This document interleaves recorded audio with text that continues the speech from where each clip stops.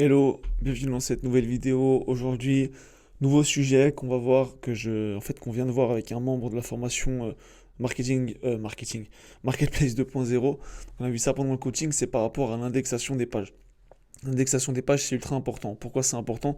Parce que c'est vraiment la première chose à gérer. Si vous créez un site qui fait 100 pages et que vous avez que 50% qui s'indexe, c'est complètement con, vous avez fait 50% du taf pour rien. Donc au lieu de vous concentrer à en créer un deuxième, autant déjà optimiser le premier, enfin optimiser au moins le minimum qui est l'indexation, qui est quand même la base justement du succès d'un site web. Si vous n'avez rien indexé, bah, évidemment que ça ne va pas marcher. Donc c'est vraiment important. Le sujet aujourd'hui, c'est simple. Des fois, vous allez envoyer votre sitemap à Google.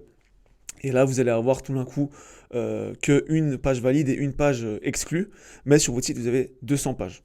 Donc là, c'est clair que c'est un petit peu bizarre, c'est buggé, c'est carrément bizarre. Moi, je ne sais pas pourquoi ça arrive, etc., etc. Je sais juste comment réagir à ce problème-là pour faire en sorte qu'il n'y ait plus de problème. Donc si ça vous arrive, si là, vous avez tout d'un coup une valide, 3 exclus, mais vous avez 300 pages, c'est généralement un problème au niveau des sitemaps. On a tendance, quand on crée un site, à envoyer que l'index de sitemap. Si vous êtes sous Wix, c'est /sitemap.xml. Donc on peut le voir juste là. Vous avez l'URL et le sitemap il est là, /sitemap.xml. Donc c'est le plan du site, d'accord? On a tendance à envoyer que l'index de sitemap, comme c'est écrit juste là. Le truc, c'est que des fois, je ne sais pas pourquoi, Google va pas creuser jusqu'au bout. Je n'ai aucune idée de la raison. Mais justement, pour répondre à ce problème, ce qu'on va faire, c'est assez simple. C'est qu'on va se rendre sur le sitemap de notre site, d'accord? Juste là. Et on va prendre les sous-sitemaps, ou je ne sais pas comment on appelle ça. Et vous allez les prendre là, par exemple, donc dynamique modèle sitemap.xml. Vous allez le mettre là, envoyer.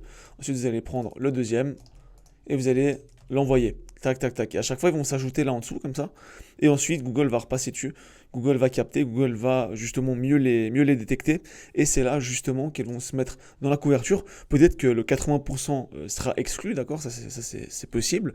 Mais en tout cas, elles seront là dans le décompte. Et vous aurez, en faisant valide plus exclu, vous aurez le nombre total d'URL que vous avez sur votre site. Ce qui est déjà important. Parce que quand elles sont même pas écrites ici, vous pouvez aller les envoyer à Google. Je ne sais pas pourquoi, mais ça ne fonctionne pas. Du moins, quand j'ai fait les tests, ça ne fonctionnait pas. Peut-être que c'était spécialement pour moi que ça marchait pas, mais ça m'étonnerait. Donc en tout cas, j'espère que vous avez kiffé ce petit tips. Si vous avez kiffé, bah, lâchez un like, un petit commentaire et on se retrouve très vite. Allez, ciao.